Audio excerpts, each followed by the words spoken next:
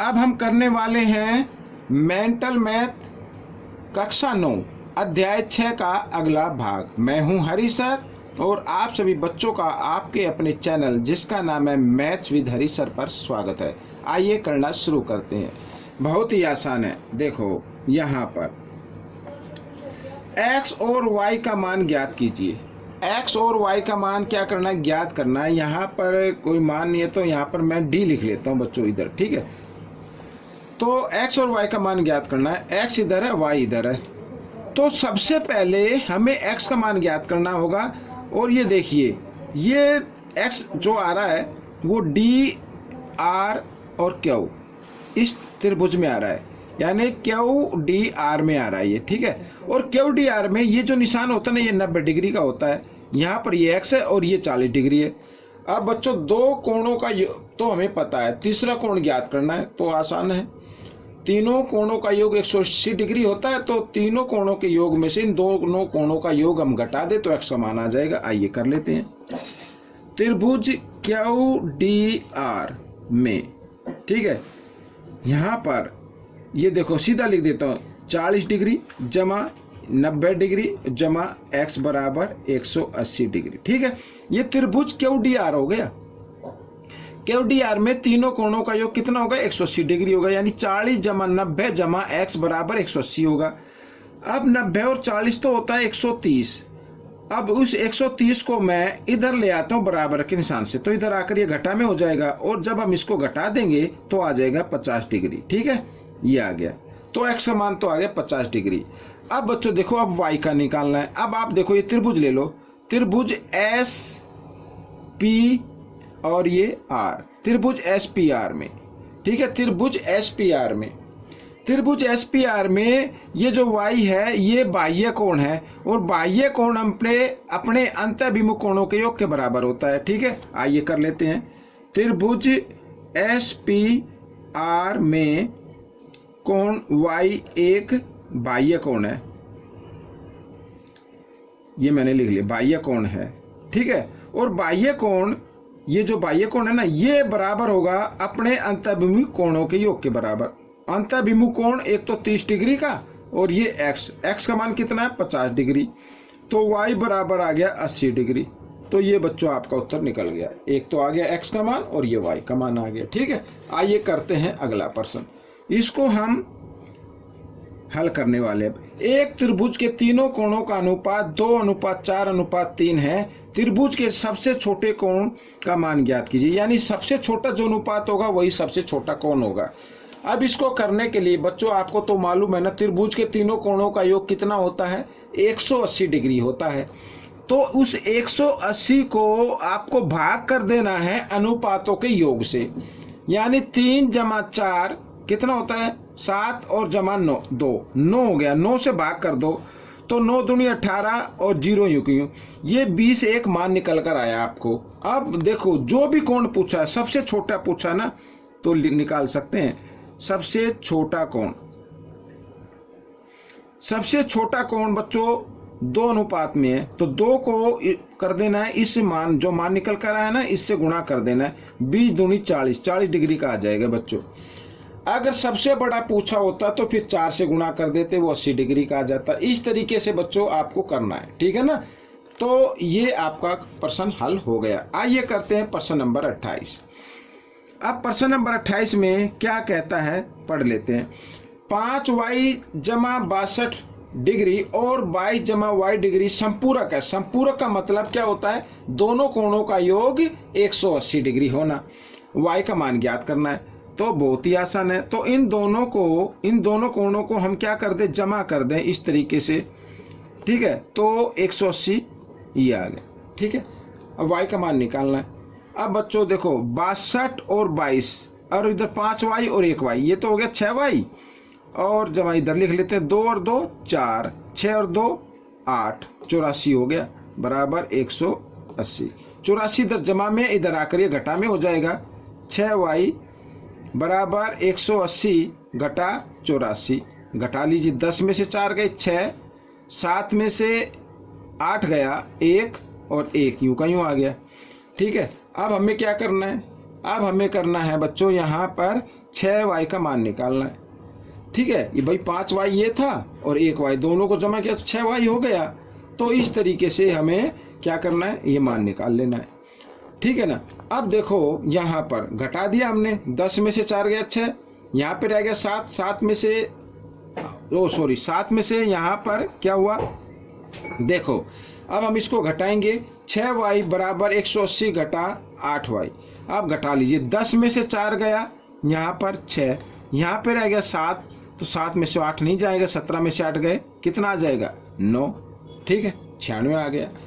अब क्या करना है, अब y का मान निकाल लेना है। तो 96 और 6 इधर गुणा में, इधर आकर ये भाग में आ गया, 6 से काट देते हैं, 6 एकम 6, 6 छिक 36, तो 16 इसका मान आ गया बच्चों। ठीक है, आइए करते हैं प्रश्न क्वेश्चन 29, यहाँ पर ये रहा। अब इस प्रश्न में क्या कहता है ये देखो, बहुत ही आसान है ये भी। यदि ए बी समांतर सी डी, ठीक है ना, ए बी समांतर C D, A B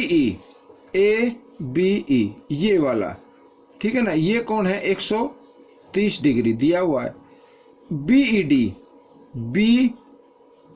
E D और ये है 20 डिग्री। तो ई डी सी का मान ज्ञात करना है, ई डी सी ये वाला कौन हमें ज्ञात करना है। ठीक है, अब ये कैसे करेंगे, अब ये देखना है, बहुत ही आसान है। ये देखो बच्चों, यहाँ पर ये दोनों समांतर रेखाएं हैं, तो ये भी, ये इसको हमने आगे तक बढ़ा लिया एफ तक। ठीक है ना, ए बी समांतर है सी डी, ये तो दिया हुआ है, तो हमने ए बी को एफ तक बढ़ा लिया, तो ए एफ समांतर हो गई किसके, सी डी के। अब ये कौन ज्ञात करना है, ई डी सी ये वाला कौन ज्ञात करना है। कैसे करेंगे, जरा दिमाग लगाओ कैसे करना है। अब मैं बताता हूँ कैसे करना है बच्चों। ठीक है, अब मैं बताता हूँ कैसे करना है। देखो यहाँ पर एक त्रिभुज बन रही है, त्रिभुज बी ई एफ बन रही है ना, ये त्रिभुज बी ई एफ, ये एक त्रिभुज है। और त्रिभुज बी ई एफ में ए बी ई या ई बी ए एक बाह्य कोण है, और बाह्य कोण अपने अंत अभिमुख कोणों के योग के बराबर होता है। तो हमें सबसे पहले ये कोण ज्ञात करना होगा। यहाँ पर कोण 1 लिख लेते हैं। अब देखो ए एफ समांतर है सी डी के, तो ये एक त्रियक रेखा हो गई, तो कोण 1 बराबर आ जाएगा कोण 2 के, संगत कोण बोलते हैं इन्हें।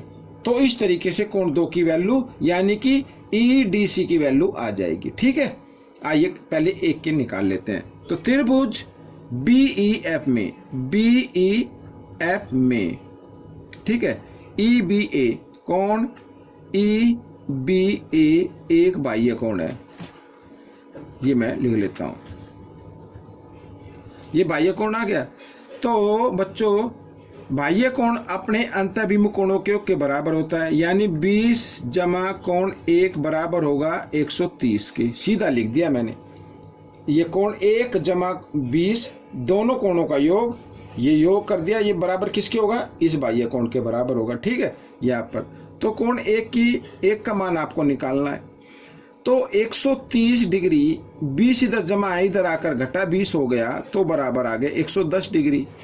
अब देखो यहाँ पर ए एफ समांतर सी डी व ई डी एक तिर्यक रेखा है, ये लिख लेते हैं, तिर्यक रेखा है। ठीक है, अब ये एक तिर्यक रेखा हो गई, तो कोण 1 बराबर हो गया कोण 2 के, संगत कोण बोलते हैं इन्हें, संगत कोण बराबर होते हैं। जब कभी भी 2 समांतर रेखाएं हो और एक तिर्यक रेखा हो, तो ये कोण और ये कोण यानी एक ही दिशा में बने हुए कोण संगत कोण कहलाते हैं, वो बराबर होते हैं। अब ये भी ऊपर की तरफ है, ये भी ऊपर की तरफ है, तो इसलिए बराबर होंगे। तो कोण 1 का मान कितना है, 110 आया है, तो कोण 2 का भी मान कितना होगा, 110 होगा। यानी 2 का नाम हम लिख सकते हैं ई डी सी, कोण ई डी सी बराबर 110 डिग्री। ठीक है, ये कोण आपका निकल गया। आइए अगला भाग कर लेते हैं, इसका आखिरी भाग है इस पाठ का। यदि ए बी बराबर डी ई समांतर, ए बी समांतर डी ही हो, तो ए जमा बी जमा सी ए जमा बी घटा सी का मान ज्ञात करो। तो बच्चों बहुत ही इंपॉर्टेंट क्वेश्चन है, आइए कर लेते। तो आपको करना क्या है, यहाँ पर BC को आगे तक प्रोड्यूस करना है और जो यहाँ पर DE को काट दे इस तरीके से, ठीक है। अब हमें देखो यहाँ पर एक चीज देखो जो दिया हुआ है, AB समांतर DE, ये तो दिया हुआ है ना। तो यहाँ पर ये BE एक तिर्यक रेखा हो गई, वह BE एक तिर्यक रेखा बन गई, ठीक है, ये एक तिर्यक रेखा हो गई।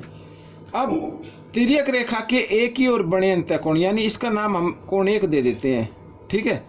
या कहने का मतलब है कोण A जमा कोण 1, इनका योग क्या होगा, 180 होगा। क्यों? क्योंकि तिर्यक रेखा के एक ही और बड़े अंतःकोण, ये लिख लेता हूं मैं, तिर्यक रेखा के एक ही और बड़े अंतःकोण,